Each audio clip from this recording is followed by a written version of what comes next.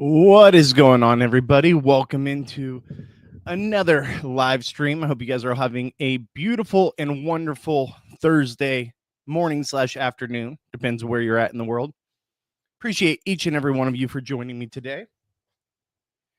So, not kind of a nothing burger episode last night on the Survivor 49 episode 3, but we did have a really good podcast last night here at Reality After Show, where we got to discuss a few ideas that we came up with when it comes to fixing the three tribe format that nobody likes, right? Nobody likes the three tribe format.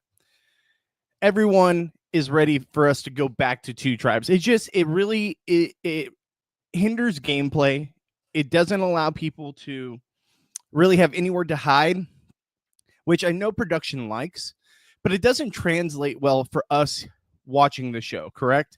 So for us, I feel like it's really like you just see these alliances of 4 take over, run their tribe, and basically the 2 people on the outs just never have a chance. It's the correct way to play. It's just very boring and makes for a very boring pre-merge or even tribe swap. Get your comments read live here on stream. If you guys are new here, twitch.tv/Bobby Goodsby to follow me on Twitch, at Goodsby Bobby. Follow me on my social media handles. You can follow us at Reality After Show. It's at After Show on YouTube. Hit that like button, hit the subscribe button, hit the bell notification so you're notified when we go live. So get your comments read live here on stream. If you guys are new here, welcome. If you guys are OGs, good to see you guys again. Let's get to some of your guys' comments here in the chat. Hi, Bob. What's going on, Juan? Good to see you again, my friend. Fresh show. How you doing? Hey, Bobby, I listened to the 3-hour Big Brother 27 Morgan and Sharon Tharp. I changed my mind. Morgan is the best player, never to win. Ashley's game was terrible next to Morgan's. I'm telling you guys, I really think that Morgan would have had a chance, but we've talked a lot about Big Brother. I don't want to get into it. I have some exciting news. I just realized I need to tell you guys. So we finally heard back from a Big Brother 27 contestant, and it's going to be a couple weeks. They need a little time. They just did a couple podcasts.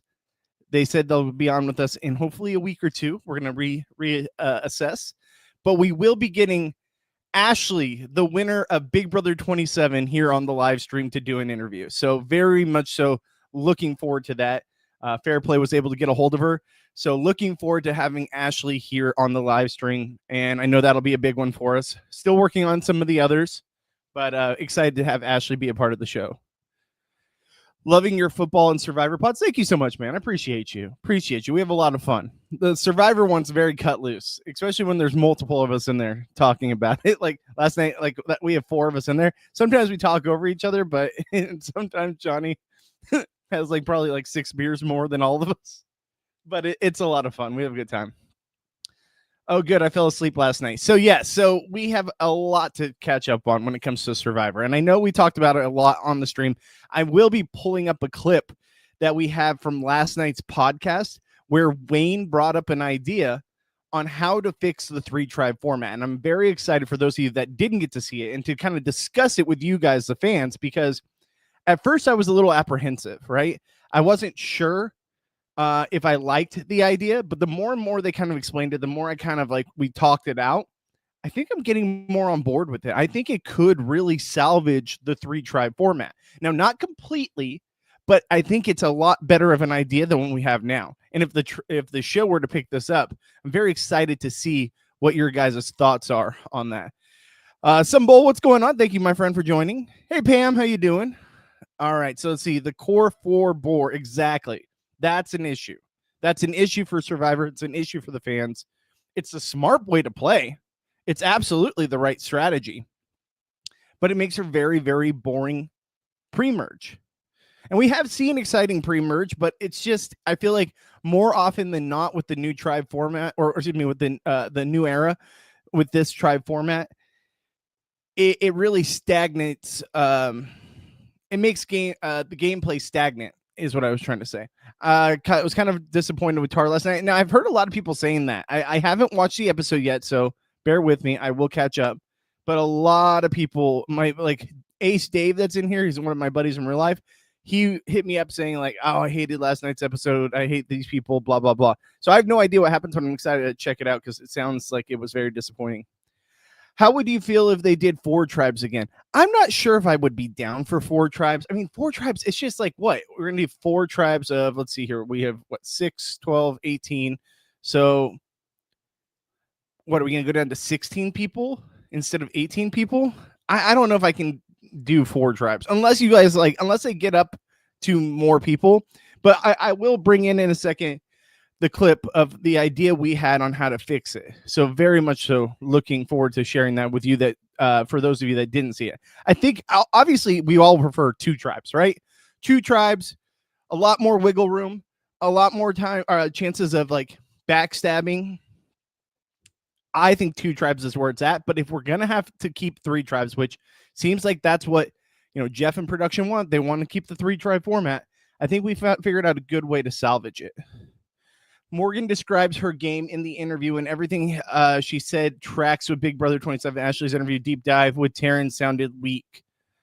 I still haven't finished the Ashley interview. 4 hours is a lot, guys. Last night's Survivor podcast was very good. I learned a lot. Well, thank you so much. We appreciate it. Wanted to stop by, say hi. We'll watch the replay. Got to run. Thanks, Pam. Appreciate you being here. I'm happy Jeremiah left the game. His laugh makes me cringe. Yeah, his laugh was a lot. So now that we've got a few people in here, I'm gonna click over to the podcast from last night. Let me do that real quick.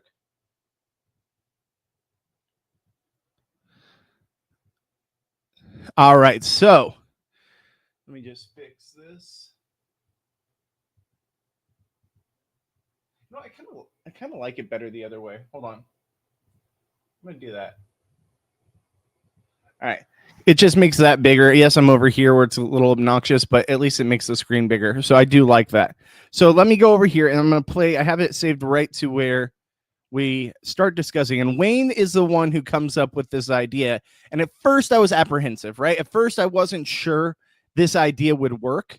And I was like, I don't know about that, guys. I think that the fans would hate that. But listen in and listen to what he has to say. It's going to be a little long, but I think we kind of get to the point where I kind of enjoy it more. The other guys were on board right from the start. Oh, thanks. Sorry. I was just going to say, we always talk about 3 tribes, and I actually put some thought to it. I think I figured out a fix. So if anyone from Survivor Productions listening, here's how you fix this 3 tribes. This is it. 3 tribes. We're in. No second place. First place wins immunity. Second and third both have to vote somebody that then have to go and make fire, and the loser goes home until you merge. You do it every time until you merge. Everybody loves making fire. Let them show they have to make fire. They're out here in New Era. Fire, I'll tell you that much. What? So or something else, or whatever else. Make them climb over something, under something, and do a puzzle. Chlamydia challenge. But do a mini challenge. So both tribes have to vote somebody out, and each of those people have to do a little mini challenge, and the loser goes home. You kind of get the. So I think there's something. So you get 2 scrambles. Yeah. Two votes. It's not Wayne. It's not fire necessarily. It's the challenge. Like another challenge. Challenge. The 2 challenge. Like the 2 people. Yeah. They have like a hallway brawl or something. And it changes every time. Like it could be. I don't know, guys. Well, but also I don't hate it. Here's what's cool about that too, is that then you get the social fallout of somebody being voted out, but then having to go back to camp and be like, "Hey, so it was me, huh?" And then you have to do the damage control of that. And I then kind of love it. It would be kind of sweet if someone Wayne picks Survivor, kept getting voted out, kept winning the elimination challenge, and then made it to the merge and was like, "Fuck all of you guys." I'm with everyone else but you. And then you get some pretty cool like intertribal, things. And I kind of like this idea, Wayne. Yep. And then are the tribes.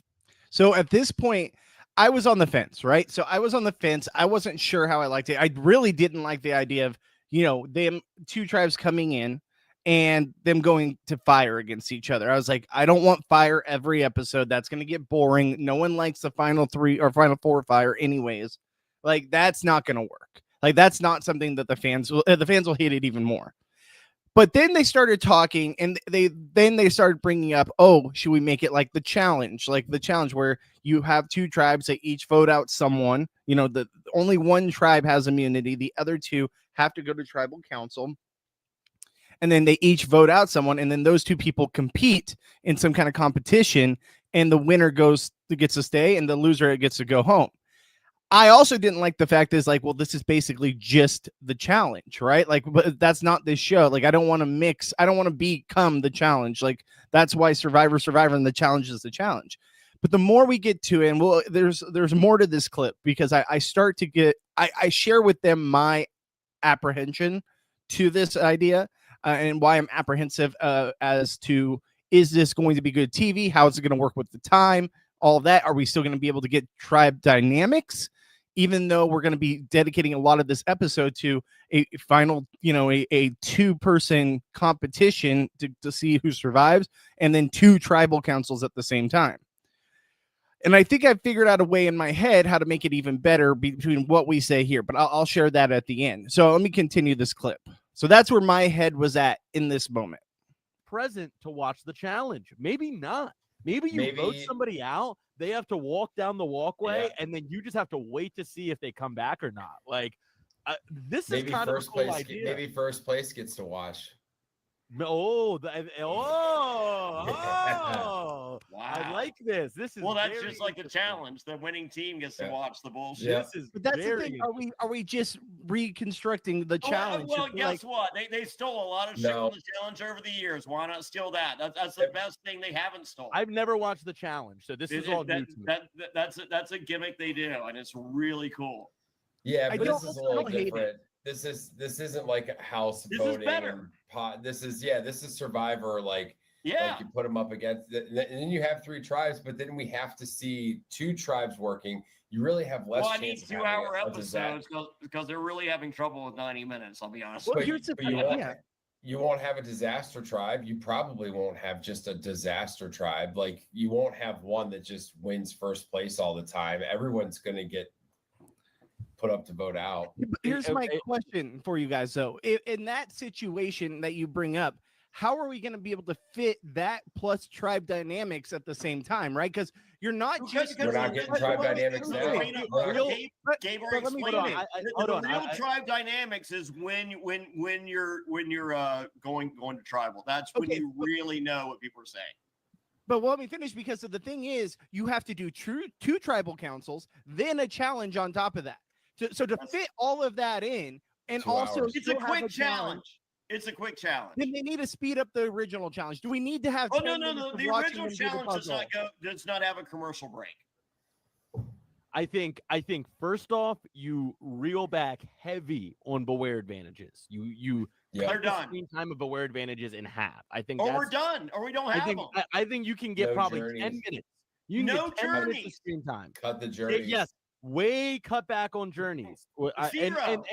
And it seems like they're already kind of transitioning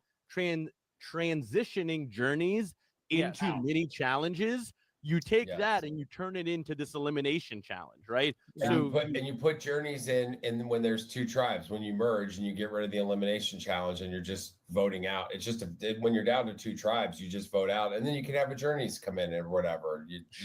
Put in a beware advantage after the merge.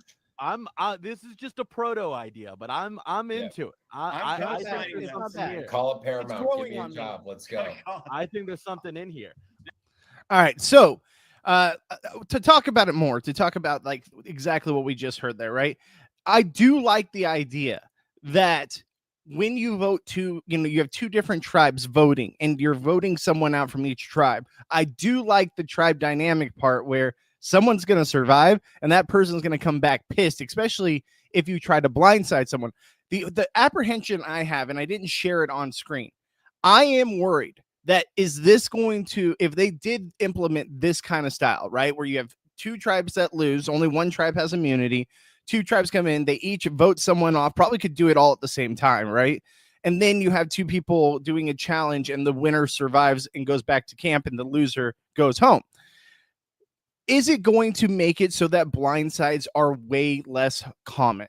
And that's the issue I have. The issue I'm worried about is if we do this, right? If Survivor were to implement this kind of style, and I still think it could be workshopped a little bit, but the groundworks for the idea of what it could be are very interesting. Like it's absolutely an idea that I think that is better than what we have now. But will it make so blindsides or, idle usage or turning your back on someone less common because people are afraid, hey, this person's probably going to come back. I'm just going to do the easy vote. So that's what I worry about. Also, these challenges, if they were to do a challenge at tribal council, they need to be equitable, right? They need to be like, I don't need to see like a Jake versus Annie because, 9 times out of 10, Jake's probably going to win that kind of competition unless it's an equitable one. Then I can get more on board. So let me go back to full screen real quick.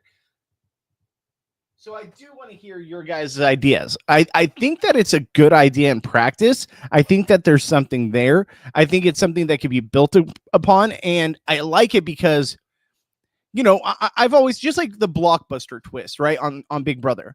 I'm always been the type that, like, I like the fact that people have a chance to save themselves and they have a challenge on Thursday night evictions that it's not so cut and dry who's going to go home because of the fact that we don't know who's going to win the competition. And I think that you could really implement a lot of that here, where if Survivor implements some kind of challenge-based competition to determine who goes home,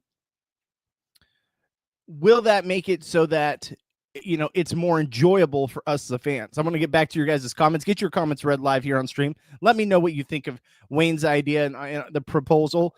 Also, what are your apprehensions with the idea? Because I really do believe there's something there, and I do think Survivor needs to change it up. If they're going to keep the 3-tribe format, they've got to shake it up somehow, and I feel like this is a way to do that. But I want to hear your guys' comments. Juan says, it's not a bad idea, to be honest. Of course, you'll get it's a social game, people upset. I wouldn't be mad if they tried it for one season to see how it goes. And that's kind of how I feel. I wouldn't be upset to see this kind of competition at the end of Tribal Council play out and see where it goes. So for those of you just now joining us, if you didn't see where we were talking about before, our idea to save the 3-tribe format is you have the normal immunity challenge, but only one tribe wins immunity. The other 2 go to tribal council. They each vote off one person from their tribe, and then the person voted off from each of those tribes go head to head with each other in a challenge at tribal council, and the loser goes home and the winner goes back to camp, creating a lot of drama because, hey, I just got everyone turned on me right now. Everyone got rid of me. This gives me a chance to come back. My question, though, also is this too much like Redemption Island? Because Redemption Island had a similar idea, similar premise, right? Where you go, you get voted out, and then you have a chance to keep battling your way back. It was very different, but is it very much so like Redemption Island? Last night in Tribal Council, Jeremiah called Alex by the wrong name multiple times. What's wrong with him? Why did Jeremiah's brain glitch? Do you believe his excuse? I mean, I do.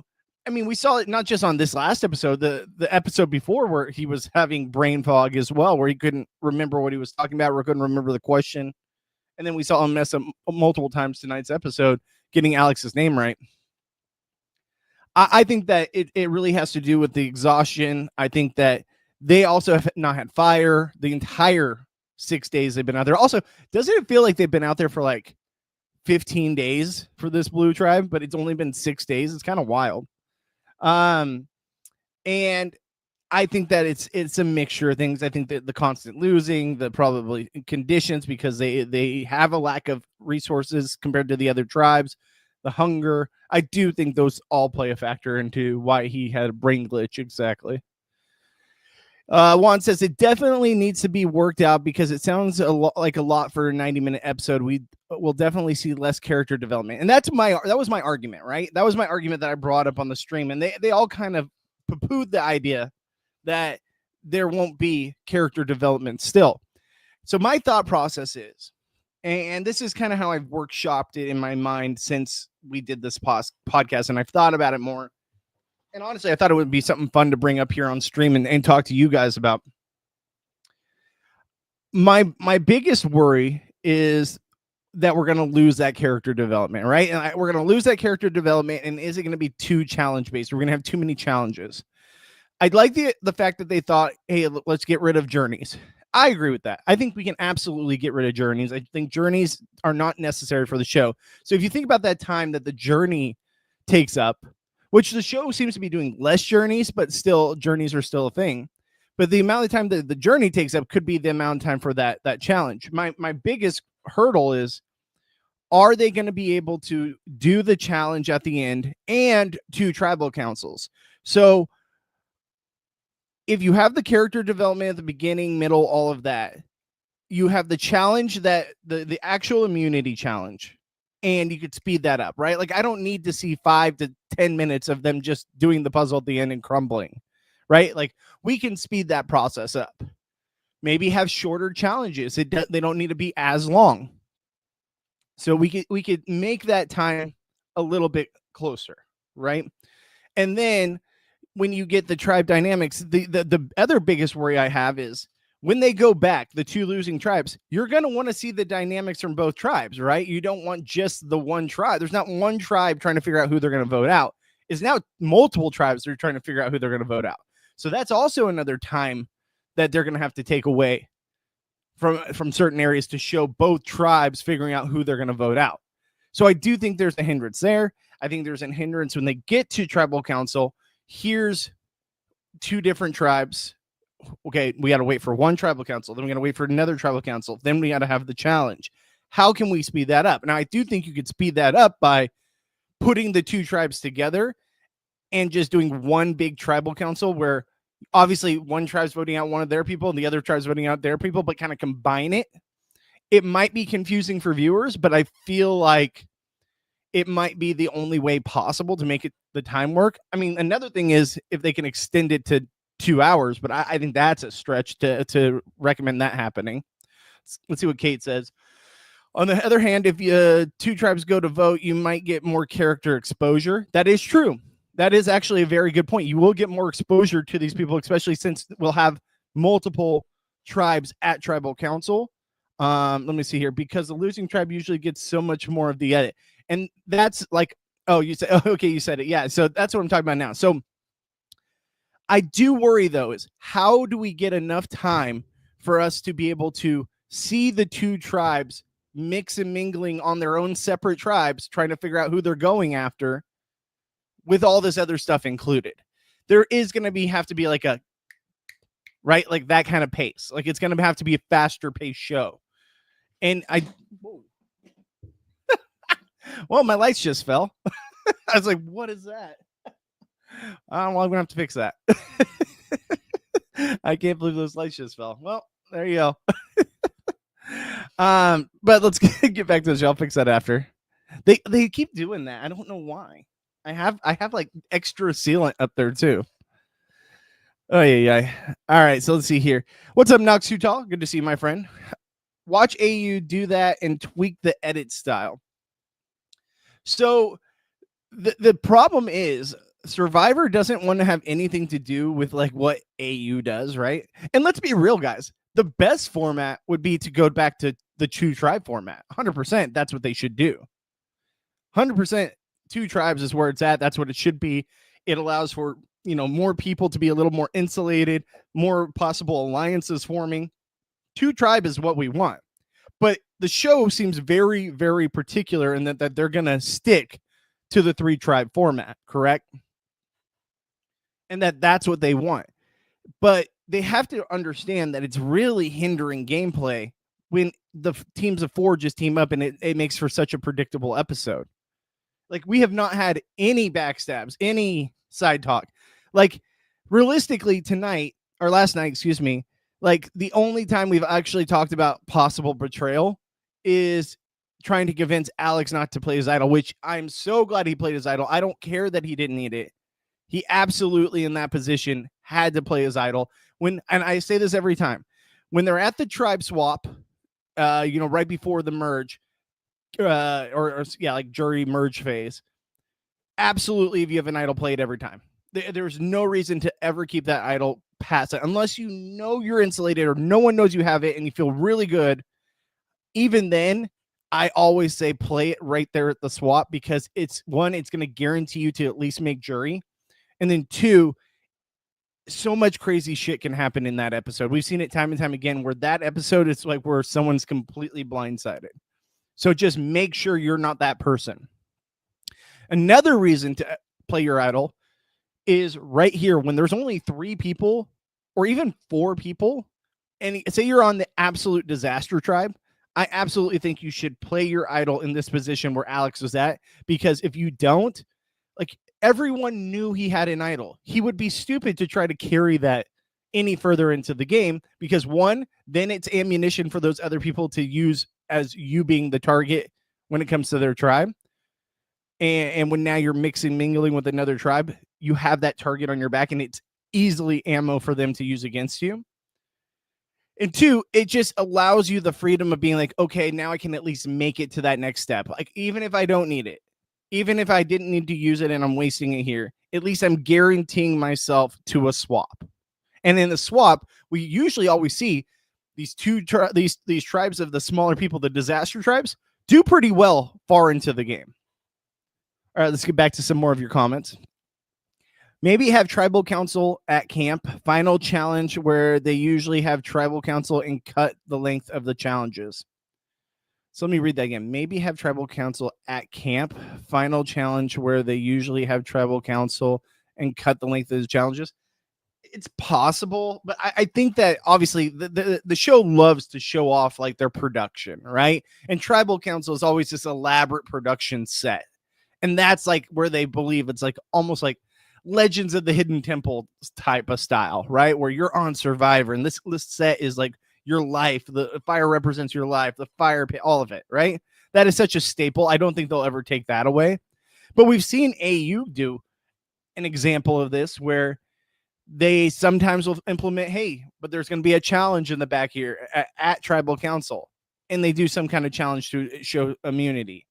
I think there is a play there. There is something there that they could do, but the length of the show does make me worried. I mean, AU is able to do it. They're able to still have, interesting tribe dynamics mixed with a challenge at tribal council, and they still have the same amount of time, right? Like, it's 90 minutes as well, right? Or is it 2 hours? I think it's 90 minutes. Let me know if I'm wrong. Robin Green, thank you so much for joining. I think it is a great idea, but the heads need to be very creative in a short time for it to work. And that's the biggest issue, right? It is an idea that can work. I think it is an idea to help save the 3-tribe format if that's what they're going to stick to. And I go back multiple times to, it's got to be sped up. The whole show has to be sped up. We don't need to see these like goofy moments, right? And as much as like Jake and the snake situation was like obviously a big storyline, and I'm glad he's doing okay, but did we need like 20 minutes of that? Did we need as much, behind the scenes, like in the emergency tent type of thing? I don't think we did. I don't think we need to see him. What are you going to say to your tribe? Like, I think we could have sped that up. But there are areas where the show likes to, show like the goofiness. Like okay, a prime example, right, is when they were doing the on Survivor, what was it, 46, when Charlie was talking about like Taylor Swift songs, and what's his face was talking about Metallica songs or whatever, and they were going to head who can name the most like songs from those albums. And I think like you don't need that kind of stuff. Like that kind of character development is not necessary. Like in my head. Like, oh, cool, you're a huge Taylor Swift fan. Sweet. 90% of people these days are a massive Taylor Swift fan. My wife's a massive Taylor Swift fan. I swear to God, I've listened to that new album like 37 times in the background. I'm pretty sure it's like wedged into my brain somewhere. But what I'm saying is, like, yes, you can still have character development as far as gameplay and getting to know the people, but you don't need the goofy moments. And I'm not saying they do that every episode, but they tend to do that a lot. Thank you for your comment, Robin. I feel like this in this sort of head-to-head competition, the larger number of individuals involved allows more complex interactions, so it does resolve the small head count. And that's the big thing. That is an absolute factor. And because I love the fact that someone's going to survive and have to go back to their tribe that just voted them out. And how is that going to work with dynamics? Are people going to pick that person up and be like, listen, I didn't want to do this to you. This was out of my hands, but we can work together now to get this person out. And then what if that person stays? Like it does create a lot of, I think it'll fast pace the gameplay. It's almost like we're getting to the merge or the, tribe swap faster, because yes, it's not a tribe swap or merge, but it's going to create that kind of animosity that you get in those latter stages, because those people early on in the current format either don't know they're a target or are naive that they're on the outs with everybody. Like we saw it with Sage last night, where Sage was like, I feel good with everybody, but it feels like other people are talking. Like, am I on the outs? Like, am I not part of it? And then it's just an easy pickings if they were to ever go to tribal council. I don't want to see that. I want to see people know they're on the bottom. I want to see people know, hey, listen, you just tried to take me out. Now I'm going to come after you. Like, and who can I get to rally with me?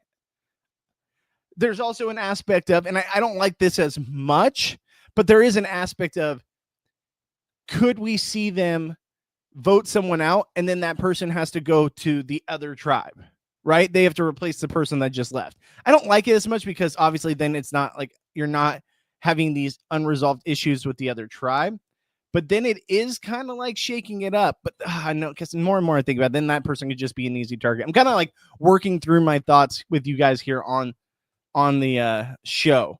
So I want to hear your guys' opinion. What do you think with this format? How could it be better? How could we change it up? And I want to hear your thoughts on, and I know a lot of you think that it is a decent idea. What are your qualms with the idea? What is something about it that you think, yeah, but this, right? Because I want us to be able to then dissect that a little bit more, because I've shared with you what I think and what my problems are with it, but what I really like about it. I like the fact that it's going to cause drama back at camp when that person comes back. I like that it makes it for not, you guys really got to think about what you're going to do and who you're going to vote out, because that person could come back. I like that it shakes up that we don't just have one disaster tribe. Like, there will no longer be a disaster tribe. Like, yes, one tribe could continue to go to tribal council, but it doesn't mean that they're going to always lose because they're going to gain someone back. So there's aspects to it that I really do like, but there's a lot I question as far as like the speed. How are they going to be able to speed through the episode and not take away from character development? How are they going to be able to, like, how is it not going to just be a revolving door of that person constantly being eliminated? Is it going to not allow for blindsides to take place? So I have my reservations and I have my praises of the idea, but I want to hear your guys' thoughts. As in the final challenge off, yeah. Juan says they can fit all that, Bobby, as part of character development. It just has to be edited right, and I think doing 3 tribes may be too much. It would work a lot better with like 2 tribes, that's for sure. So imagine if they did this idea and it was only 2 tribes, right? Well, I mean, I guess you can't really do that because then there's no winning tribe for immunity. So I guess it can't even work in that way. I don't know. I don't know. There's something there. It's just hard to put your finger on what exactly fix it. Like Fairplay and Gabe were all about this idea. And I feel like that's also the game players in them. They played this game. But as a fan, as someone sitting back, like I do think of all the pros and cons to everything, right? I'm immediately not going to be like, oh yeah, that's it, it's fixed, because there are going to be cons, and I like to play it out as to what's going to work. They can fit all that, Bobby, as part of character development. The character development is like, we get it usually at the beginning, we get it right after the challenge where someone wins immunity, and sometimes we get a little bit in the middle, right? I think that it would really then take the character development to The beginning, obviously, especially with the fallout from tribal council and the person coming back. We would get it when we have two tribes scrambling to figure out who they're going to take out. And then we would get it at tribal council where people are going to be trying to save themselves or arguing more because, hey, why am I constantly the target? Or why don't we make a move? So there is ways to have that character development, but it's just it's a lot to fit into a 90-minute episode. It would never work in a 60-minute episode. There's no way they could do it in 60.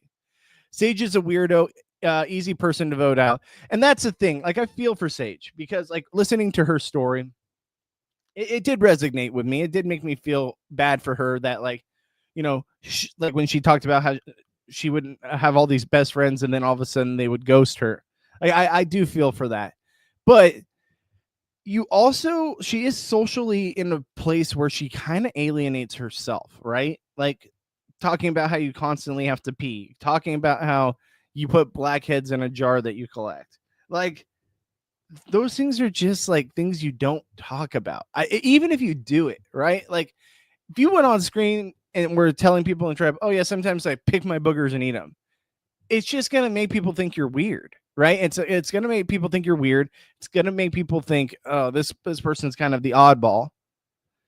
And I said it last night on stream, like, it can really hurt your ability to win the game because if you're that silly weirdo kind of person, kind of off the wall person, it's really hard to garner respect enough from your peers to make them see you as a viable person to win the show.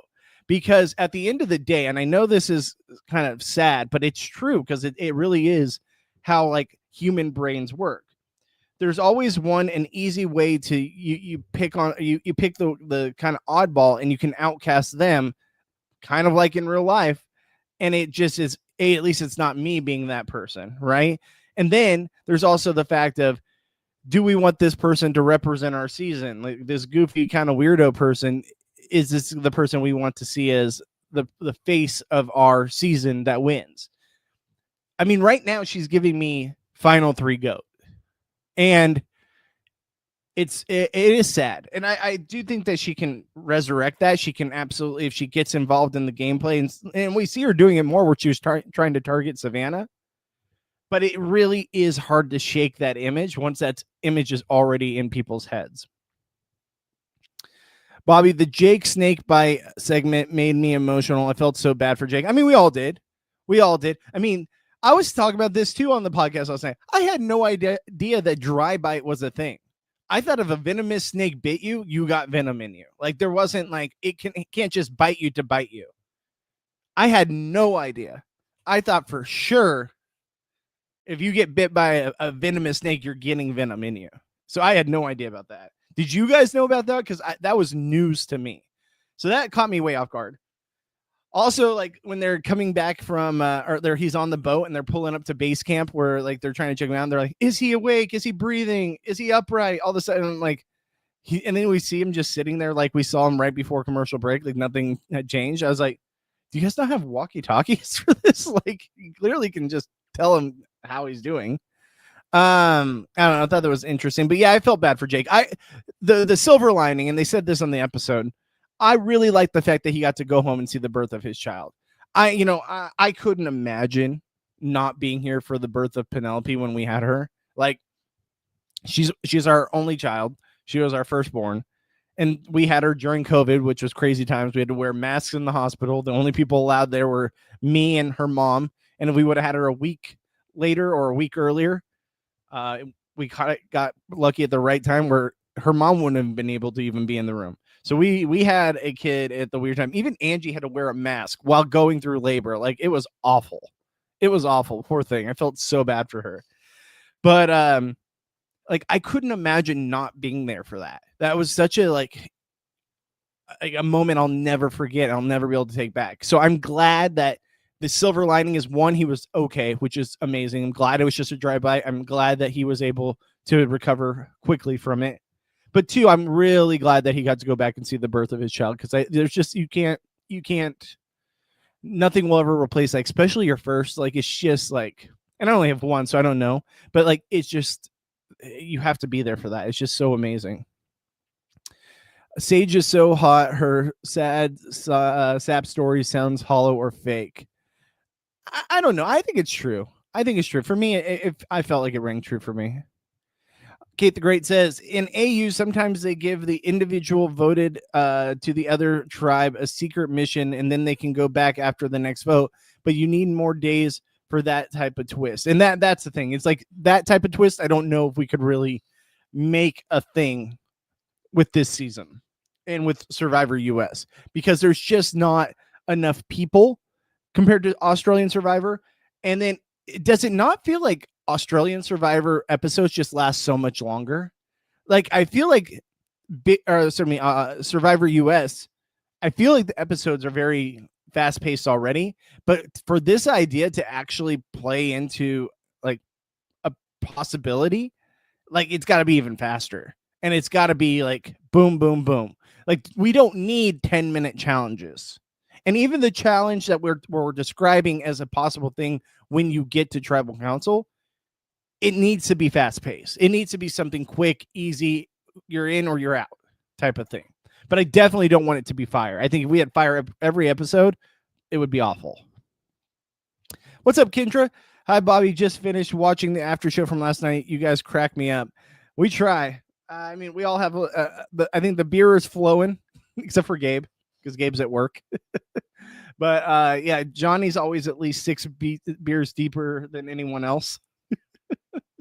And I just try to keep up. It does cut the edge off, which is nice. And then Wayne's awesome. Wayne's a lot of fun. I'm glad we got him back on the show tonight or last night, because we missed Wayne. And I do think it's a good dynamic. It's a good group of guys. The one thing I would say that I would want to fix is, like, I think we need to have direction on who's talking. Sometimes I love Johnny to death, but sometimes he likes to talk over people. But like, if Gabe's gonna run the show, I want to be like, okay, and he does a good job at it, but I think we could be better about it, where it's like, okay, Bobby, what's your thoughts on this? Wayne, what's your thoughts on this? Johnny, what's your thoughts? And try to stick to that, so it's not talking over each other. But I digress. It's a lot of fun. We have a great time anyways. And also to that fact too, is like, what other show do you have people drinking on stream talking about Survivor? Like, Rap would never, right? like all these other shows would never. But I mean, it's more kickback, it's more relaxed, it's more fun. It's a great time. How would you feel if it wasn't a fire challenge, but the winning tribe gets to vote out one of them? Have the nominated plead their case to the winning tribe. That would be interesting. That would be actually very interesting. I think there's something there. I don't know how it would work exactly, but let's say you bring in all the tribes to watch Tribal Council, and then the 2 tribes each vote out someone, and then the winning tribe decides who they want to go home and who they want to stay. Could be interesting. I kind of like that idea, Juan. I would have to see it work out in practice, though. Like you said, like, I wouldn't be mad at the show if they tried the challenge format once, and then they tried like this kind of format once, like a one and done type of season thing, and see if anything good comes from those 2, right? I think that they should change it up. I think they should put factors in there that are a little more interesting, where you don't have to have the same cut and dry Survivor every single season. I think you could shake it up and have a different format, similar to what Big Brother does, right? Big Brother has like a different twist for each season. That could be like their twist. And I know that that's not Survivor proper, but guys, we're long past the Survivor proper days. Let's be real. Like, those days have come and gone, and it's not ever going to be the same. The new era has shown that. So if you're going to have this new era and you're going to have things to kind of spice up the show, I'd be okay with each season trying a different theme and seeing if something really sticks or something really resonates with the fan, or it made for a very good season because of this twist. I'm not saying I'm not on board on that. Guys, if you're new here, get your comments read live here on stream. I read everyone's comments. If you have anything to say about this 3-tribe format, and what do you think of our idea of how to salvage the 3-tribe format? What do you think is the pros and cons? I want to hear your guys' idea. Do you have any thoughts on how to fix the show? Kind of like what Juan put here when it comes to shaking up, having the winning tribe vote out one of the 2 nominees. I think there's something there, and I want to hear your guys' thoughts. If you guys can, hit that bell notification so you're notified when I go live. Please give me a like. We got multiple people in here. Give us a like. It really helps us out. Leave a comment, whatever it may be. All right. Fresh Show says, Bobby, what about BB Blockbuster for Survivor? I mean, I don't know how BB Blockbuster could really work for Survivor, though, really. Like, so you have like multiple people trying to do that's kind of like what we're throwing out, but different, right? Because it's not like there's one tribe. Like Big Brother is just one group of people. So BB Blockbuster works. We're talking about 3 tribes here. So I don't know how BB Blockbuster could work in that scenario. But given that, I think the ideas we've come up with are kind of similar to BB Blockbuster in a way. It's similar in the fact that you can have a chance to save yourself. All right. Robin Green says, Bobby, this idea you guys come up with was so great. We need to give it some time. He should have continued playing because he made the decision before he came on the show. Thank God he was okay.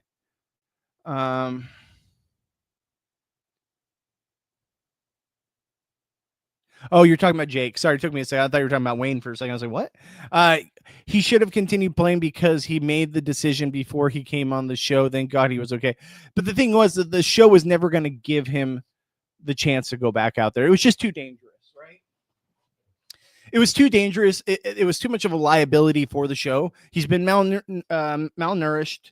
He's, lack of sleep, lack of food, lack of water. And he's honestly been on like the tribe that's been getting their ass kicked too. I think it's also a highly emotional state. I do think that for Jake, I just don't think it would have been okay for him to go back in the game, because what if there was venom in his system? What if they weren't able to catch it early? Then you have him out there in those conditions and it could be really bad on him, especially expecting father with a kid on the way. Like, I know everyone's the same. Like, it doesn't matter. Like, it doesn't matter that he was a expecting father, but I think that also plays a factor in your brain too, of like, okay, we really can't mess this up. But thank you for the idea, saying that the ideas we came up were great. We'll see what happens with them. Bobby, your suggestions to fix the final 3 formats sound confusing. I don't really understand. I need a flow chart. Okay, so let me explain a little bit from the start, right? So, and especially for those that weren't here from the beginning of what I said about our idea for the final tribal, for the 3 tribe format when it comes to fixing the show with the 3 tribe format. So to start from the beginning, 3 tribes no one likes, right? It only allows for basically these groups of 4 to come together, form an alliance, and go after the other 2. So that's where I think the show absolutely gets in its own way, because it doesn't make for dynamic pre-merge and pre-tribe swap gameplay. It's just kind of usually cut and dry, and people hate it.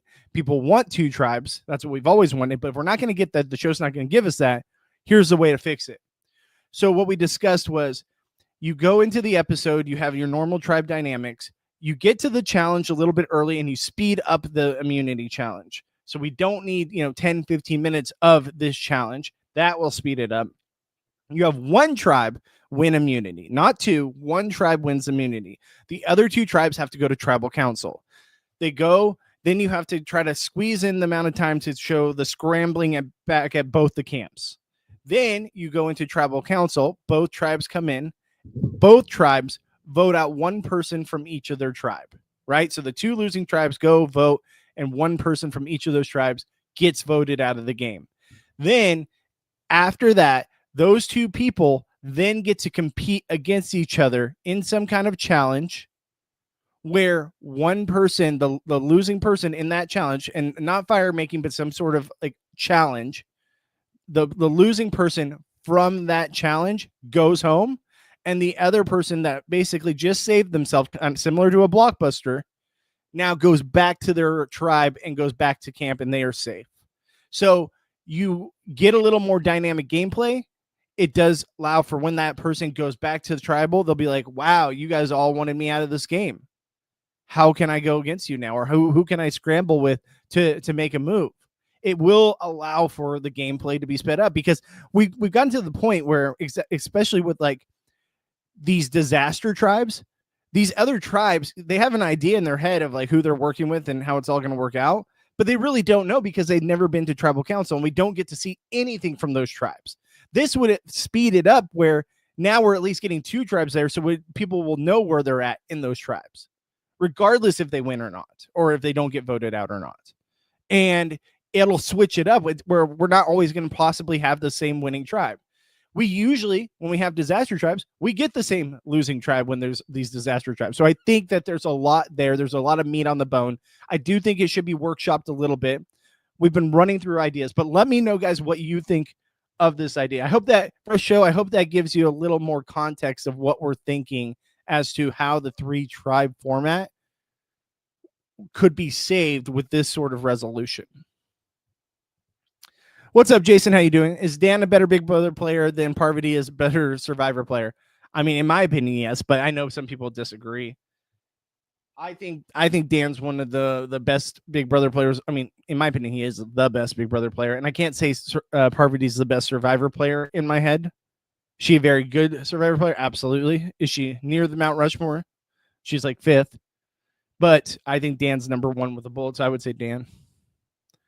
All right. Jason says, also Survivor 48 and 40 and now 49 have been such snooze fest, maybe because I'm more of a BB fan, but oh my God, it's so methodical and boring.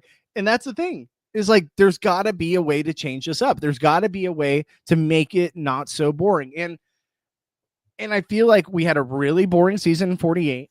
49 so far, through 3 episodes, I'm not impressed. It's very cut and dry, same as usual. Just get a team of 4, stick together, go after the 2 that are basically cut off from the 4, and then boom, boom, you're at least into the swap.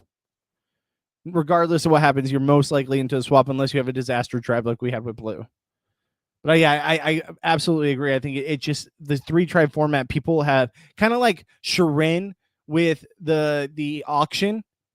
Like they found a way at this point to manufacture it to their benefit, and it's making for it to be not as fun. All right. Robin, you are right. Perfect. Thank you. About the whole Jake thing. Yeah, I think so too. I think it would be fun if the tribes could sometimes send a scout to watch a tribal council. That would be fun. I do think that'd be fun. I don't think I necessarily need it though, because it's like, cool, they're gonna see who gets voted out and see who's like on the bottom or who's on the top. But like, I don't know. I think that I don't know. I like the idea in practice, but it's like, is it gonna really add that much to the show? I believe they've done that before. They have in some points before. Isn't that idea basically Blockbuster? I fear people would be scared of gunning for competitors and pick off the weak. And that was one of my qualms, right? That was one of the things that I was worried about, because there's pros and cons absolutely to everything. And it is very similar to a Blockbuster. But is that going to make for people not wanting to make a big move, or not going to want to, target someone or backstab someone because there's a chance that person could come back? The other thing too is that going to allow for more idle play, because people are going to be more worried that, hey, now people will take the shot at me if they know I have the idle, because they're going to flush the idle and there's a chance I could come back and then I could just be easy target again. So there are pros and cons to everything, but I like the aspect of going back to camp and having to basically salvage the relationship. I like the fact that we won't have just one disaster tribe. Most likely we will have a little more, gameplay on our screens, especially with tribe dynamics that will absolutely be affected by this, whether you're scrambling to get the votes or coming back from camp. There's a lot of things there. Yes, however, with Bobby's idea, what if both losing tribes are there watching both tribals? And that's the thing, they would be. So I would, especially to speed up the show because of the length of the show, I think you have to have both tribes there. And I was saying this, I think to even speed up more, have both tribes vote out their person at the same time. Just put it in a different urn, right? So we don't have to do one tribal, then the other, then a challenge. Just have one tribal all together where people are talking about their different dynamics of their tribe. have a vote out where they each walk one by one over there, but they put it in 2 different urns, and then he reveals, hey, this person was voted out and this person's voted out, type of thing. I understand it's not a perfect plan. It's not a perfect plan, but would you guys hate to see it for a one-time thing? Hey, I'll get back to your guys' comments, but Wayne's here in the chat. Yeah, I agree. That's a pretty good idea. Yeah, because you came up with it. I think it's a great idea. Wayne, if you want to, you're more than welcome to join the live stream with me. Let me know if you want to join. I'll send you a link. But you don't have to if you don't want to. But if you want to, I'd love to pick your brain a little bit more about some of the things we were discussing here. All right, so let's see here. Jason says, my fear with 2 tribes of 9 is voting with the majority, see how scared players play at the merge, usually voting unanimously. I think 2 tribes is the best format. And I think 2 tribes allows there to be more places to hide and more places to feel like, okay, I can make a big move here because I'm a little more insulated. When you're on the tribe of 6, it's hard to make the big move or turn against people because of the fact that there's really no place to hide. Real quick, let's save it for the pod next Wednesday. I was just stopping by to say what's up. I appreciate you, bud. Hope you're doing well. No worries at all. All right, and then let's get over here. Juan says, yeah, definitely. I brought up the idea of the winning tribe voting out who got nominated, and Bobby brought up have all 3 tribes go and watch them plead their case on who gets voted off. It's not a terrible idea. It's not a terrible idea where the winning tribe then gets to decide between the 2 people voted out from the 2 losing tribes. They didn't get to decide out of those 2 tribes who goes home. But I do wonder, will it then be like, okay, we have 2 tribes. 1 tribe has more people. Let's just go out and get out the person that has the tribe that has more people, right? It could be interesting on the other hand of, say, yellow tribe's safe and blue and red are there and they all are at full capacity, it's the first episode. Yellow takes a shot at blue.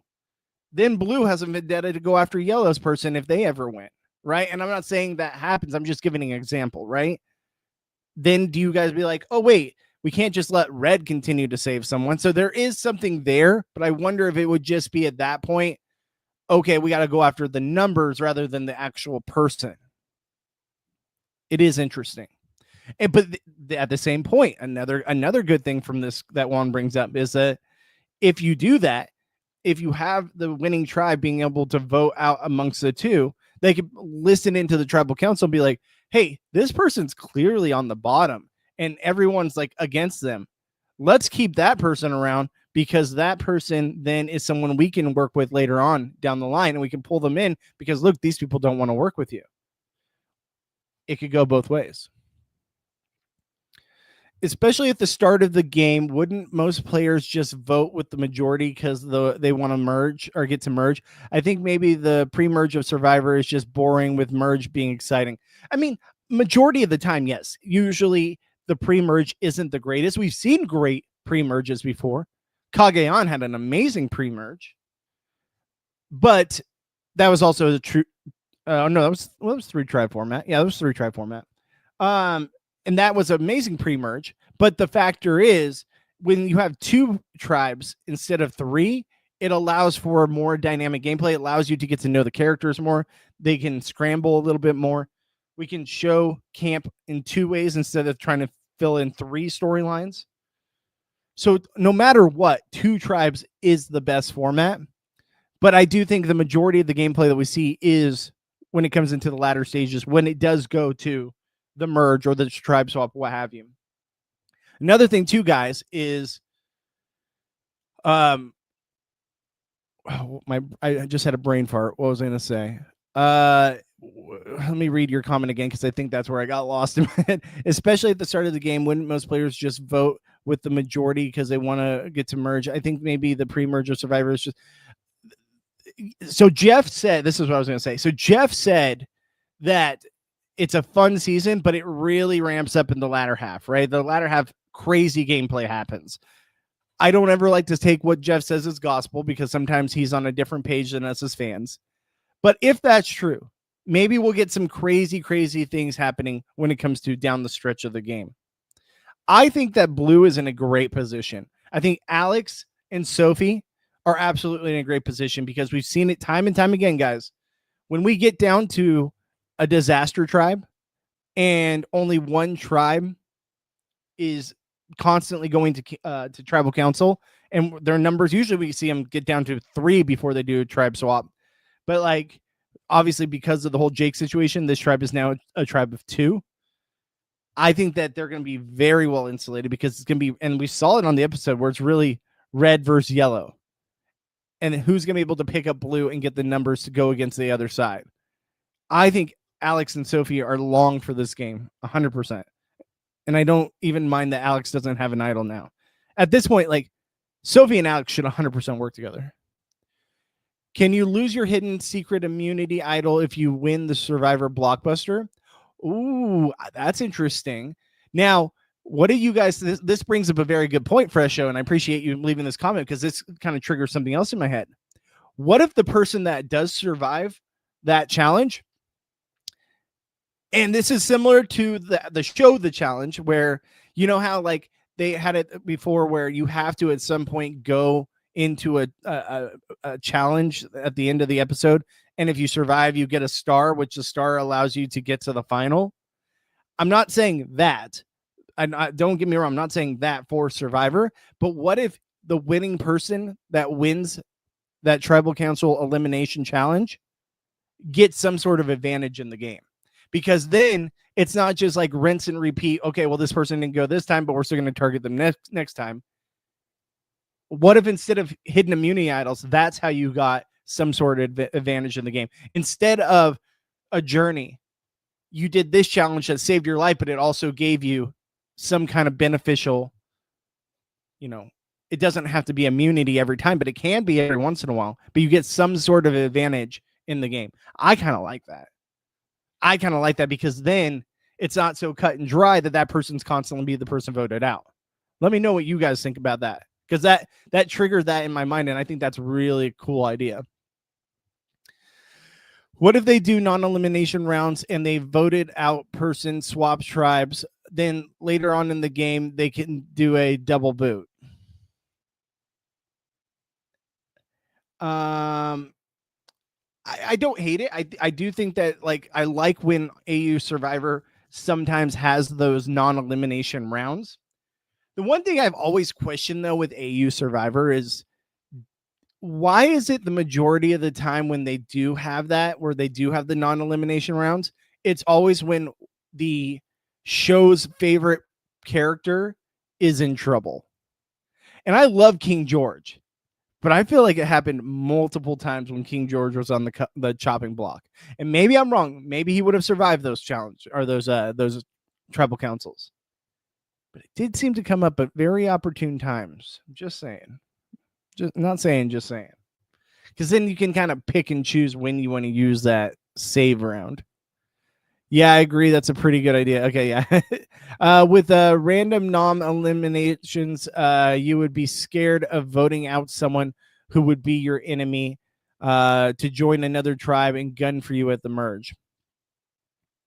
With random non-elims, you would be scared of voting out someone who would be your enemy to join other. And that's the thing, is it would allow for that dynamic gameplay, right? It would allow for basically the person that just got voted out, now they feel betrayed, and now they can turn against you. And now they could possibly have some kind of advantage in the game. And it's up to them to want to share it with you, or now you guys just screwed them over. They're going to keep it to themselves. I kind of like it.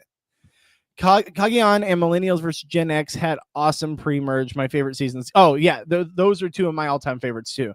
Awesome pre-mergers. Really dynamic gameplay. But even then, Millennials versus Gen X was just 2 tribes. So there's something there. Kageon was 3. I will give that was like the one time it worked out, but it was such a good cast. That's why. I think the pre-merge needs players who aren't good at the game. It's a game-able part of the game. So for entertainment, you need idiots or chaotic players, like say. You do, but it's just like, it can be very cut and dry, right? And I feel like this season, above many that we've had in a while, So far, it's been very cut and dry. So it does worry me. And I get back to the fact that I hate the disaster tribes. And with the 3-tribe format, that's the only way realistically you get the disaster tribe possibility. And I hate it. It makes for like, I have no idea what's going on with yellow, right? They're giving us essentially nothing from yellow, which makes me feel like no one from yellow is going to win.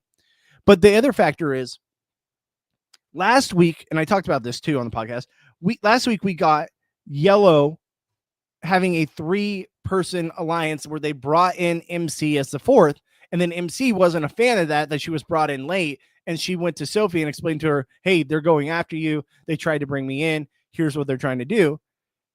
And we got no explanation of where Sophie's thinking in this episode, in episode 3, about that whole situation.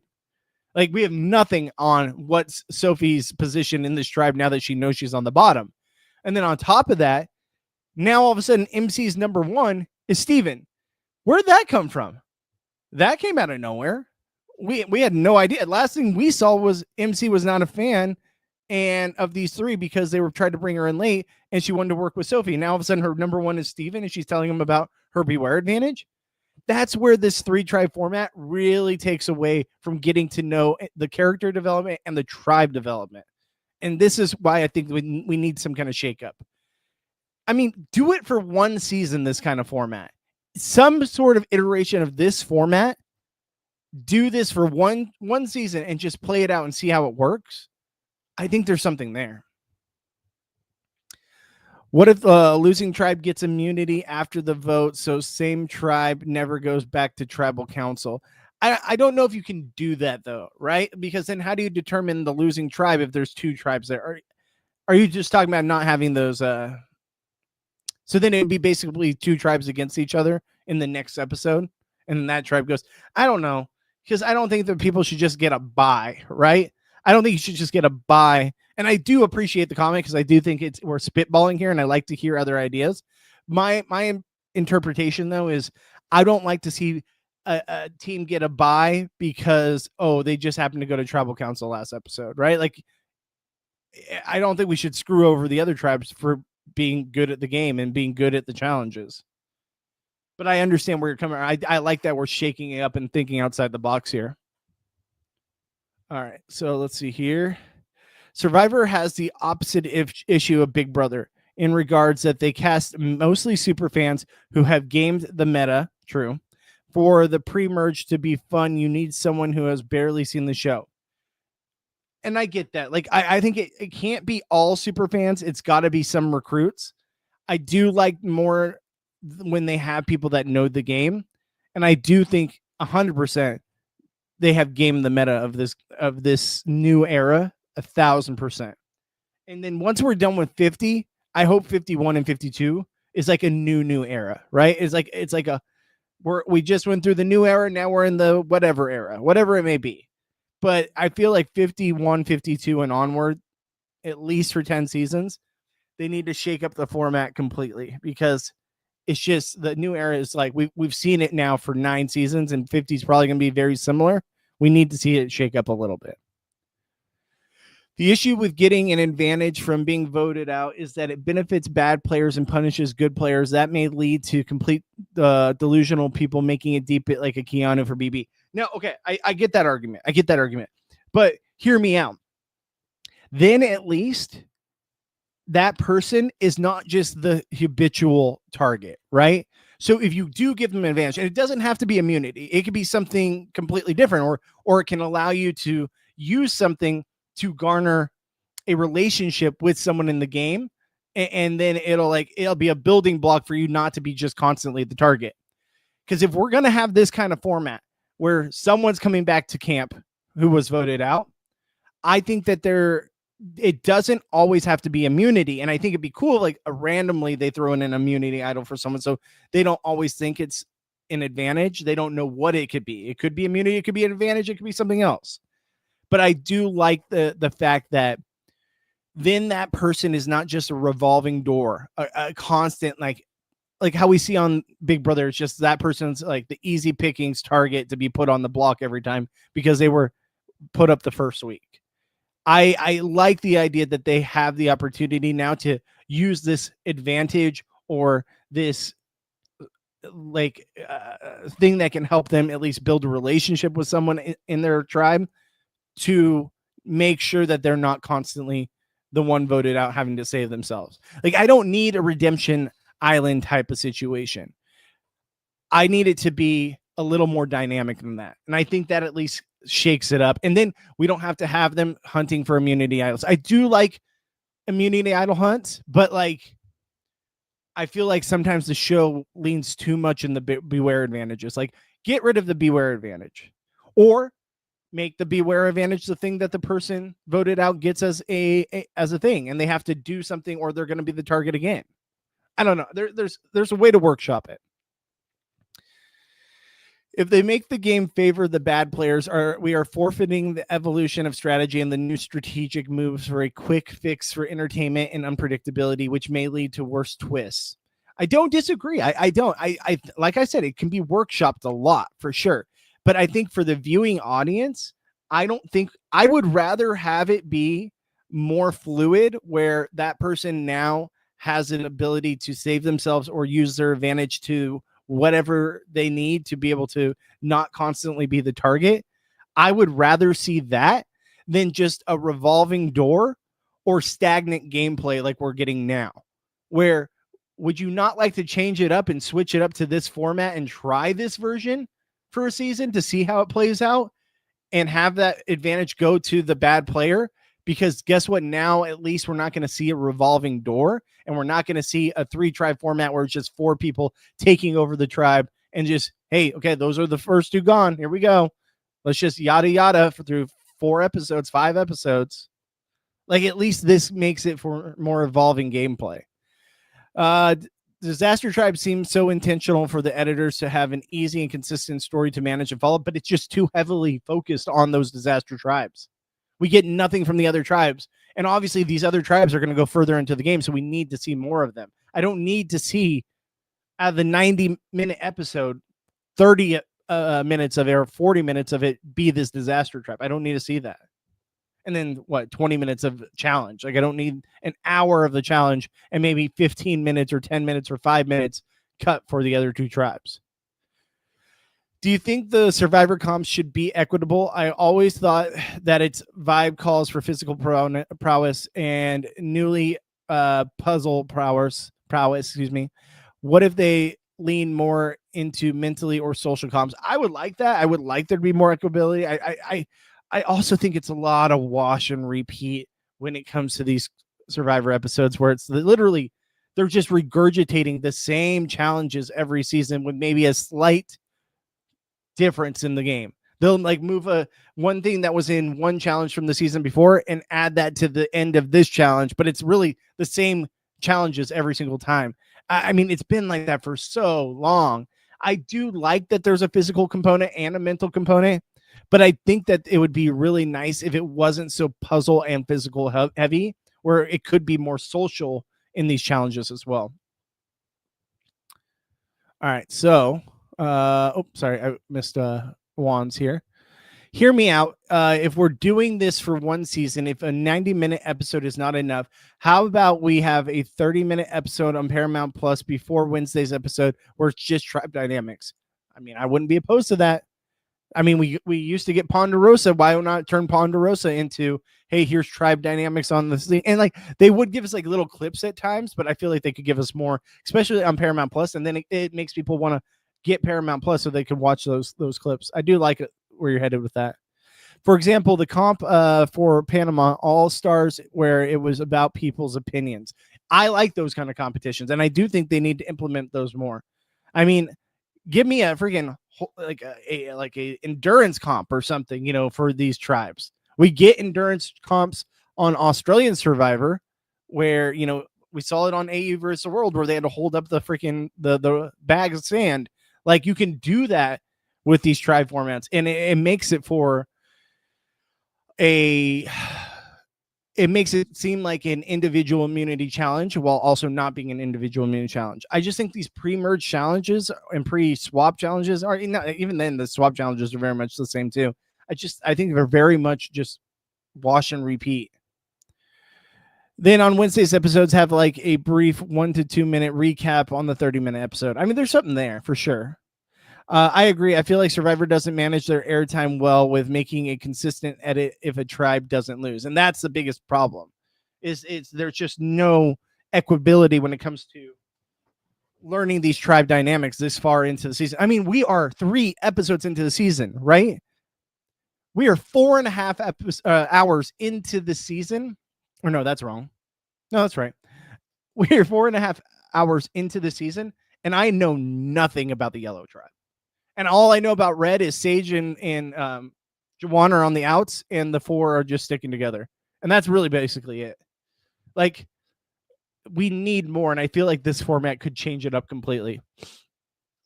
Get your guys' comments read live here on stream. I'm going to catch up on all of your guys' comments right now.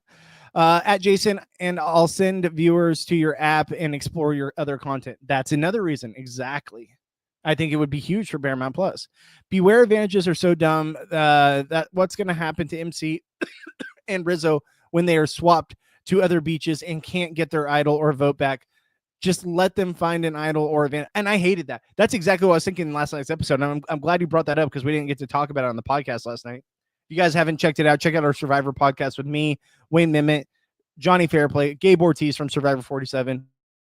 We did a whole breakdown of last night's episode. You can find it at After Show on YouTube. It was great stuff. We had a great episode. It was a lot of fun.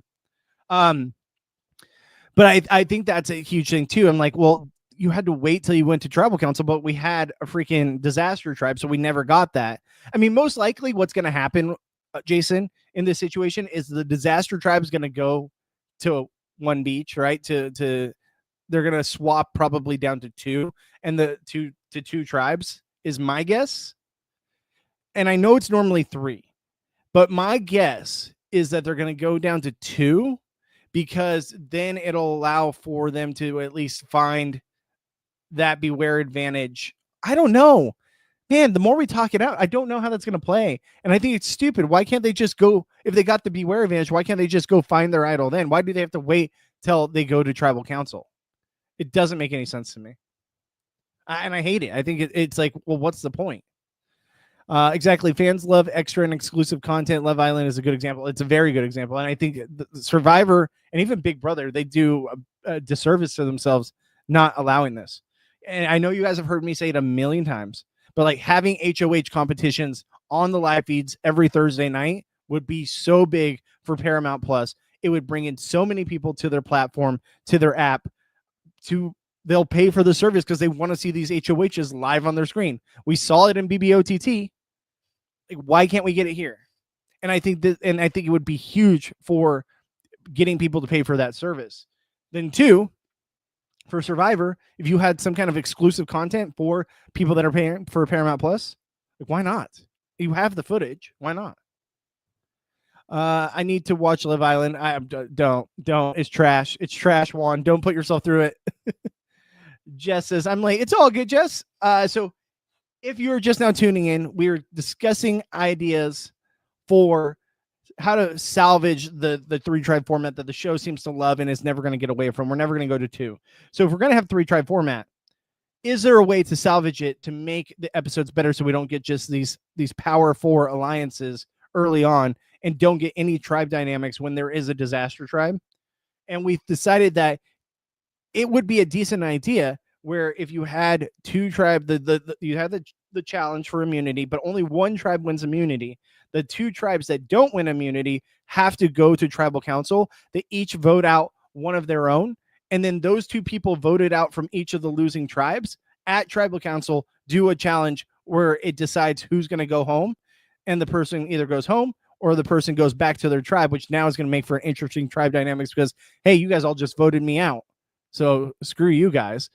Also, I thought it would be a fun idea too, and we can workshop it still, where the person that did get voted out and won the challenge and gets to go back to their tribe, that they got some kind of advantage. It could be minor, it could be major, it could be a mixture of things, and you never really know. Each one's different. It's not always the same thing, but they win some kind of tribe or some kind of advantage to help them not constantly be the revolving door candidate to go home. So that's kind of what you missed out on. That was what we were dissecting and discussing. And people were also coming up with their own ideas of how to make the 3-tribe format better. Juan, Love Island is best watched live with commentary. Watch it US season 6 and UK season 5 before next summer. Don't do it, Juan. I'm telling you. I know that people love it, but it feels like freaking real sex on HBO, like when I was a kid. Right? Like it feels like just okay, they're just there to hook up. And like, oh, it's like, oh, this is my man. Like no one can come from him. But then when they do the challenges, that they win nothing on the challenges. The whole challenges there's nothing to them. There's no thing you win when you go and play one of these challenges on Love Island.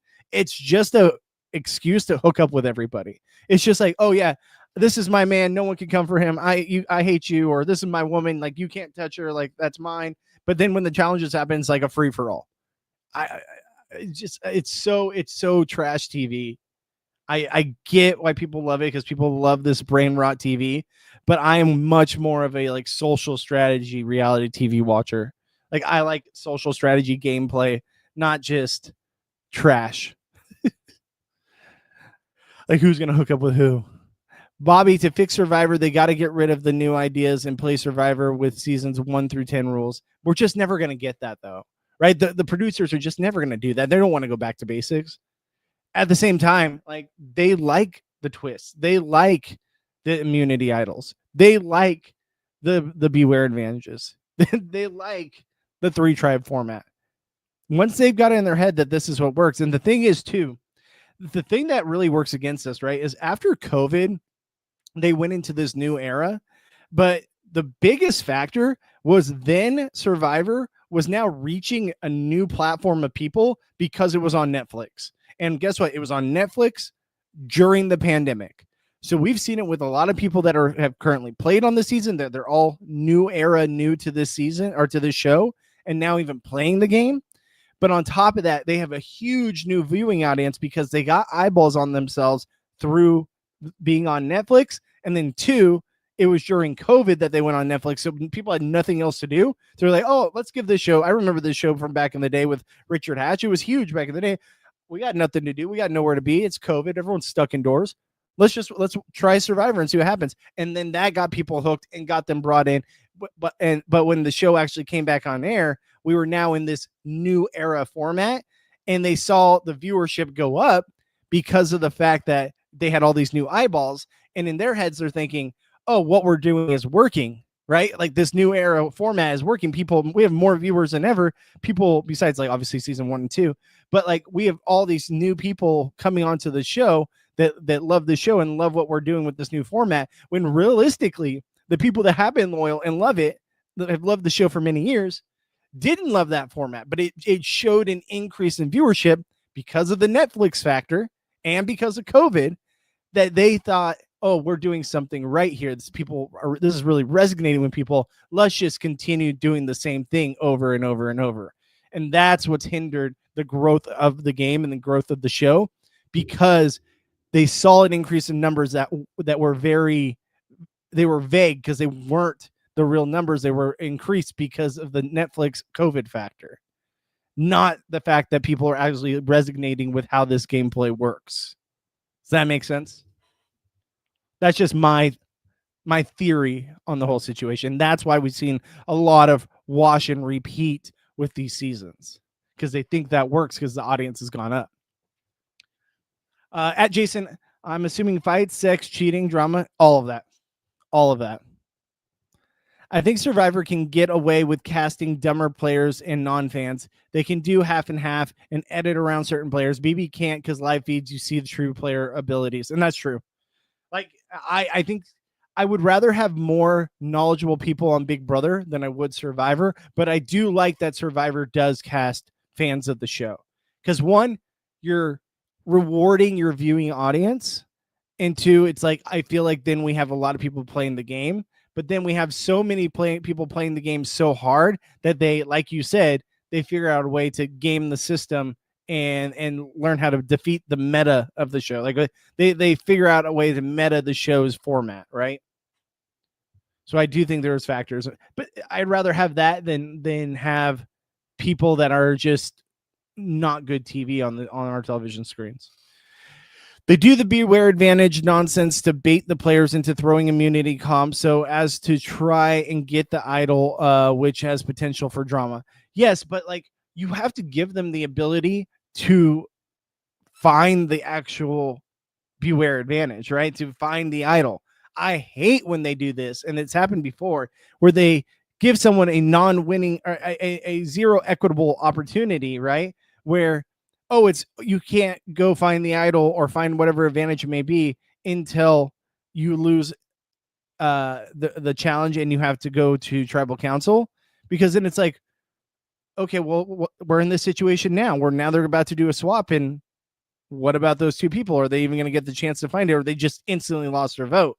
Like, I want the people to have a chance to find this thing and be able to do it. I don't think that they should be, basically they're getting a disadvantage and no chance to potentially save themselves or potentially get their vote back just because they never went to tribal council.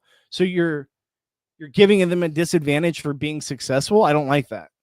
So I don't know what's going to happen on swap. I am very interested because the more and more I play it out in my head, I'm like, well, how are they going to make that work? Because what if MC doesn't go back to the yellow camp, or what if Rizzo doesn't go back to the red camp when they're swapped?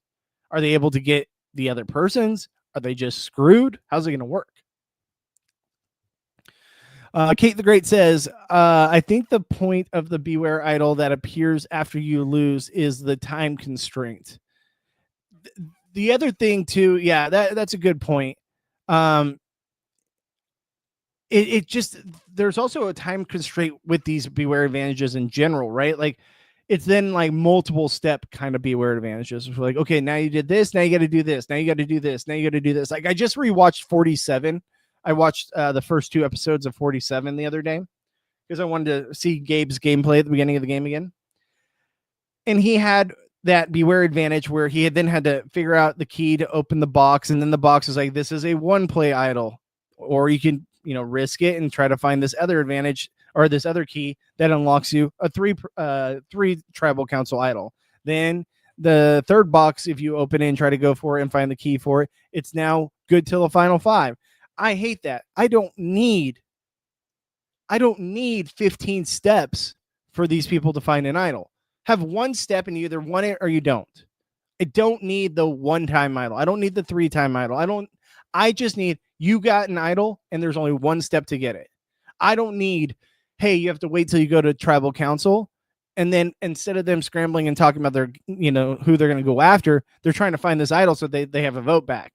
It's to me, it doesn't make good TV. It just makes it for like, okay, now we got to see 15 steps. Like for instance, in this season, it's you have to go to the well, you have to dig up the thing, you have to grab the ball and chain, then you have to go find the box, and then you can unlock the box once you find the thing. Like, I don't need that.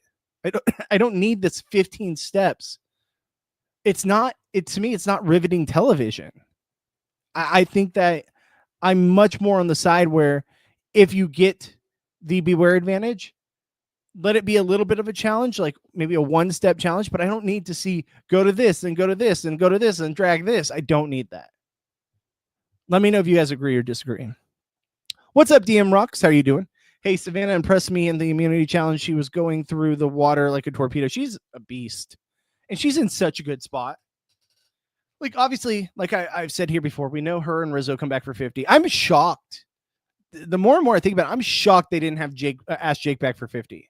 And maybe he wasn't in condition to do so, or maybe, he just had the baby and he turned it down. We don't know. But the fact that the show didn't immediately call Jake to be one of those 2 people to get brought back for 50 kind of shocked me, because he was fun to watch, even though I didn't like the shoe bandit. And I said it last night too. It is very ironic that the shoe bandit wasn't wearing a shoe and it got him out of the game. I mean that with all due respect, and I am glad he's healthy and okay. But it is kind of ironic that if only he was wearing a shoe, he might not be in this position. So like I said, I didn't like the shoe bandit of it all, but he was someone that was actually, involved in the gameplay and moving the gameplay around and was in a good spot had he just not had this unfortunate incident happen. And how terrifying of an incident too. I would have freaked out. But as far as Savannah, like, you can see why the show really likes her. And I'm excited to see what happens with Rizzo, especially if he does get his beware advantage solved, if he is able to get some kind of idol, because I feel like he's going to shake up the game somewhere. Does it not feel that way? Like he's going to have some kind of power and he's going to make this massive move that takes someone out. And that's what solidifies his spot on 50. I'm still heavily in the camp that I think Sophie from Blue Tribe wins the whole season. I have no idea what happens, but it's just like the fact that she didn't go tonight, she didn't go last episode, and the amount of airtime we're getting of her. Granted, she's one of two that's like left on the Blue Tribe, so she's going to get more of that edit. It just, I get this feeling that Sophie B is the one that's going to win. I think it's Sophie B, right? Sophie from Blue Tribe, we'll say that, is going to get the win somehow. I really do feel it. Savannah's the other one that's like, we're getting all the narrative in her perspective. So her winning the show does feel like it's an absolute possibility. Those are my two. I feel like everyone else is kind of like they're going to go at some point, but those two are like the two I have at the top of my list for potential winner edit.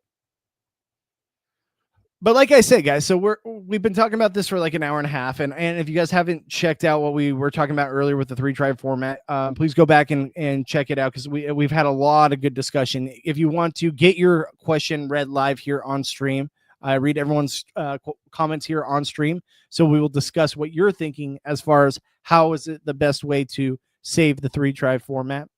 And I'm just going to give a little self plug again. At Goodsby Bobby on all my social media handles, Twitter/X and Instagram.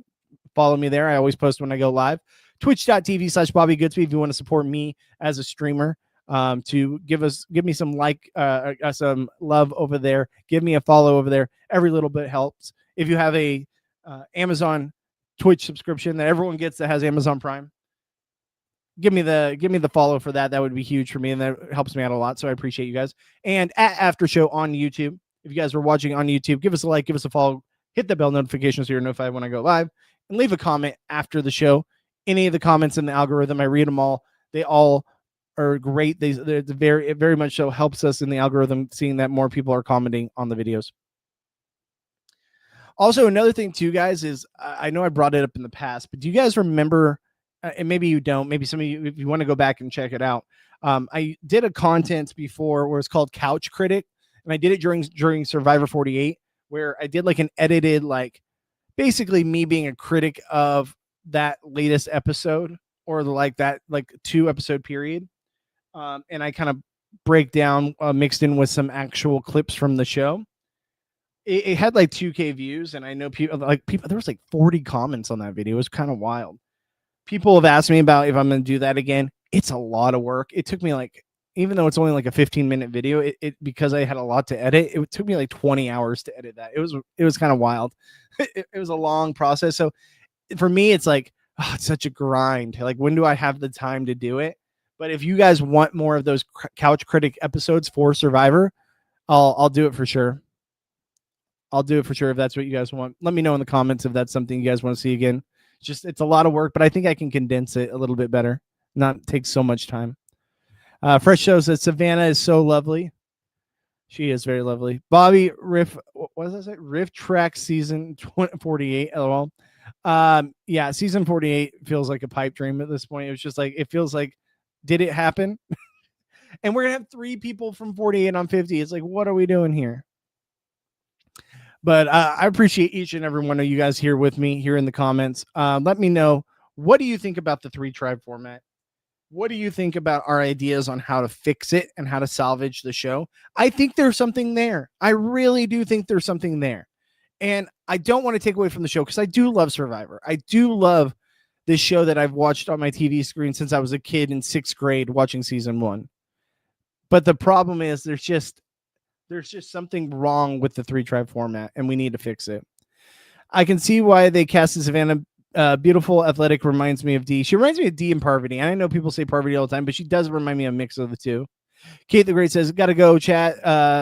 See y'all tomorrow. Appreciate you, Kate the Great. Thank you so much for your support. Appreciate you. Joe and Eva, comedy gold for Bobby Couch Critic. Well, thank you so much. Yeah, no, there was a lot of funny clips I was able to pull from there. So I'm interested to see if you guys would want to see more Couch Critic episodes. I had wanted to do it more for season 48. I wanted to do it for Big Brother, but it's just, I was just running out of time of the day. I was like, do I have the time to do it? Well, now that Big Brother's over, and that's very much so a grind, even though I am doing my live streams, like if that's something you guys are interested in, I will put that out there more, because it did attract a lot of viewers. It was one of the best videos we've had in a long time on here. And if you haven't seen it, go check out our content on After Show on YouTube. It's under the Survivor content, and it look for Couch Critic, and let me know if that's something you guys want to see again. All right, so honestly, I'm kind of running out of things to say as far as this 3-tribe format, because I feel like we covered a lot of it. The only other thing too is like what we said. I don't want to see a fire competition. I don't want to see like every single episode we see 2 people voted out, 1 from each tribe of the 2 losing tribes, and then it's just a fire competition. That is not what we want. Like if production were to put this into a play, and then that's the way they went, is they decided to do some kind of fire making competition for the challenge, count me out. We don't need that. We don't need that at all. And that's it. Just, it would be so bad. People already have their issues with the final 4 fire making competition. So please do not make it that. Make it a challenge. Do something. But with that being said, like I think that there's these aspects that we've talked and we've discussed. I would be all about just having them for even 1 episode or 1 season, excuse me. Try it for 1 season, see how it plays. If it's not great, whatever. And I know that they film back-to-back seasons, but you could do it as like Survivor 42 or 52. Do it for that season, where then you can see what people think of it. Or try 2 different variations of it in 51 and 52. Hell, do anything just to shake it up a little bit, because I'm ready for that to happen. Juan says, there's nothing wrong with going back to basics, because sometimes shows like these, including Big Brother, will try to fix too much in a season, or to reset of gameplay wouldn't hurt. I just don't think the show wants to. I don't think that they want to go back to basics at all. I just don't think that's in the cards, because they've come too far that you can't just backtrack to that. And I don't want to get rid of immunity idols. I think immunity idols make for very fun gameplay. We've seen some of the biggest twists and turns in the game. The biggest tribe dynamics have happened with blindsides and stuff when it comes to immunity idols. So I definitely don't want to go back to basics and not have idols be part of the game. I think Rizzo or Savannah win, because Dee and Kyle can't be the only winners on 50. And that's what I've discussed too. Like I've discussed that many times, where like they have 3 tribes. They're not going to just have only 2 winners on the season. So I 100% think Rizzo or Savannah, one of them is going to win. I just lean more towards Savannah, because we're getting way more of her edit. But for some reason, I do get the vibe that Sophie from Blue Tribe has a full winner edit as well. So she's either in the final 3 and loses to like a Savannah, or Savannah goes out at the very end and Sophie B from Blue Tribe wins. They should try it on Survivor All-Stars to stop preseason alliances. I think that would have been cool. I do think that would have been a cool idea. I mean, if they would have had it on 50 here, I think that would have been, I think the people would have been all about it. I wouldn't get rid of immunity idols, but I would get rid of the high amount of idols and all of the other, those other advantages. I agree. I don't think we need so many. I think you could have 1 per tribe of just a normal immunity idol find at the beginning of the season, and then 1 like post merge, just hidden randomly. But I don't think you need to do like all these journeys and beware advantages. I don't think you need all that. If Savannah don't win season 49, then I'm going to Paramount, California, and riot. Well, we don't know. We'll find out. I do get a vibe that her or Sophie are going to win. It's just the narrative is too strong in those circumstances. And I usually feel like Survivor does a pretty decent job of at least like hiding the winner a little bit better, or like making it not so known until later on in the season. Like, as much as I liked Kyle in 48, like you could see him playing the game from the beginning. You didn't know that he was 100% going to win till like the last few episodes, where it's like, okay, this is so obvious it's going to be Kyle. But like Australia Survivor does a really bad job of that, right? Like they do not give equitable screen time amongst people. Like, the purple people, the people that are just like they never show any confessionals of, that they're just obviously they're probably going out early in the game, or they're boring and they're going to go out mid part in the game, and you just know they have no chance of winning. And at least Survivor US, I feel like, does a better better job of sharing the screen time than Australian Survivor. But I feel like this season they're so heavily in one direction, and I think a lot of that's because of the disaster tribe. A shot in the dark advantage was awful in my opinion. I hate the shot in the dark. Like, well, okay, the shot in the dark, it's just so like nonsense. And the only time we saw it gamed in the correct way was when Rachel, basically, you have an idol, always go. If any of you guys are listening and are going to play Survivor eventually, do exactly what Rachel was going to do. If you have an idol and you don't want to use it, but you think you might have to, play your shot in the dark, because then if you play your shot in the dark and it hits, you can save your idol. But if you're, and this is, I'm talking about this as in a way that if you're know that you're going to play that idol that night, if you don't win this beware, or shot in the dark challenge, where play your shot in the dark. If it hits, great, you can save your idol. If it doesn't hit, okay, now I'm playing my idol. Like, that's the meta, 100%. All right, guys, it's 1:43. I'm going to cut this stream a little bit early because I got to go do something for my daughter's birthday party coming up. I got to go grab some stuff. I just want to say thank you. Thank you again. You guys are always so loyal and so good to me. I appreciate each and every one of you. Let me read DM Rock's comment here. Do you think Suri has a chance on 50 because she does have a lot of connections in the cast? Absolutely. I would love to see like the older players all team up together and work together to like get out the new era people. And I'm interested to see how those tribe dynamics work. But I think absolutely the connections are going to be very strong. I also think that Suri has a disadvantage in the fact that people have seen her so much recently that maybe these people are going to be like, who all know each other now. They're probably going to be like, we love Suri and we want to get her far. Or they're going to be like, we love Suri, but man, she's had her time. It's our time to have the screen time. So that could work out in her disadvantage as well. But yeah, so yeah, my daughter's birthday is November 5th, but we're setting up stuff for the party that we're having in a couple weeks. So got a lot of stuff to get for that. But I appreciate each and every one of you guys. Like I said, you guys are the reason I do this. You guys keep coming back, keep putting comments in here, and just help me out a lot by making me realize that this dream could be a reality one day. And then I just want to continue to build this community up and continue to grow as a whole. So with that being said, like I say a million times, twitch.tv/Bobby Goodsby, at Goodsby Bobby on Instagram, Twitter /X, and at After Show on YouTube. Give us a like, give us a follow, hit the bell notification, and leave us a comment. Please, if you can leave comments in there, it helps us out more than you know. So with that being said, guys, I'm going to head out of here. I'll be live tomorrow, noon Pacific to 2 p.m. Pacific, right here on at After Show and on twitch.tv/Bobby Goodsby. And I will notify you guys when I do go live. Also, like I said at the beginning of the stream, if you guys missed it, we will have Ashley from the Big Brother 27 winner. We will be getting an interview with her in a couple weeks. So definitely tune in for that. Can't wait to have Ashley as part of my live stream. Very exciting. Get your comments in on what you guys want to ask her, because I'm going to let you guys have the floor when it comes to asking questions as well. Get your comments read live with Ashley here on the live stream. It's not going to just be me and her talking about her game. I feel like you get that everywhere else.